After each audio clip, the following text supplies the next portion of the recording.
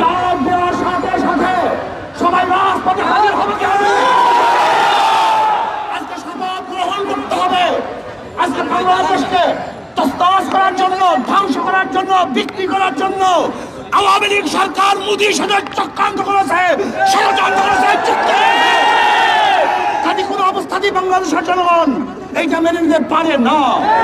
আসুন আমরা সবাই সম্মিলিতভাবে এই দেশকে রক্ষা করি, এই ভূখণ্ডকে রক্ষা করি, এদেশের জনগণকে রক্ষা করি। আল্লাহ আমাকে এবং আমাদের সবাইকে এই কর্মসূচিতে অংশগ্রহণ করার তৌফিক দান করেন। আল্লাহুম্মা আমিন। রব্বানা যালামনা আনফুসানা ওয়া ইল্লাম তাগফির লানা ওয়া তারহামনা লানাকুনান্না মিনাল খাসিরিন। আল্লাহ, এই অবৈধ হত্যার বিচার আমরা চাই।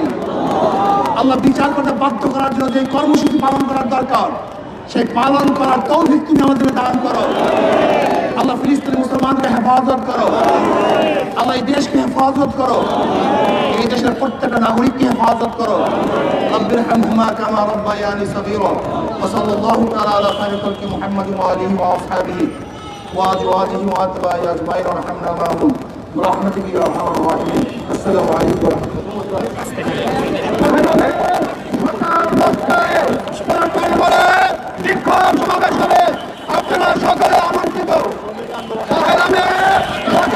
এই মুহূর্তে ইসলামী আন্দোলন বাংলাদেশের নেতাকর্মী যারা রয়েছেন তারা কিন্তু সমাবেশ এসে তারা নেতাকর্মীরা কিন্তু এই মুহূর্তে তাদের যে কেন্দ্রীয় নেতৃত্ব রয়েছেন তারা কিন্তু দোয়া করার মধ্য দিয়ে তারা কিন্তু তাদের যে কর্মসূচি সেটি কিন্তু তারা শেষ করছে এবং এই মুহূর্তে ইসলামী আন্দোলন বাংলাদেশের নেতাকর্মী যারা রয়েছেন তারা কিন্তু কর্মসূচি তারা পালন করে সর্বশেষ বাইতুল মোকাররম থেকে মিছিল শুরু করে তারা কিন্তু এই মুহূর্তে পল্টন মোড় হয়ে তারা বিজয়নগর পানি ট্যাঙ্কি পর্যন্ত একটি মিছিল করেছে এবং মিছিল শেষে কিন্তু আবারও ইসলামী আন্দোলন নেতাকর্মী যারা রয়েছেন তারা কিন্তু ফিরে যাচ্ছেন।